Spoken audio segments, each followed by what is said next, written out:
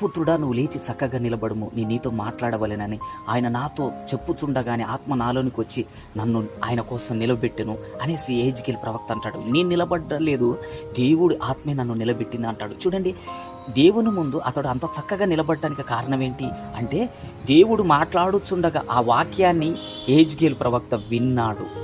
ఎప్పుడైతే వాక్యం విన్నాడో, వాక్యంలో ఉన్న ఆత్మ ఏం చేసిందంటే తనను దేవుని ముందు చక్కగా నిలబెట్టింది.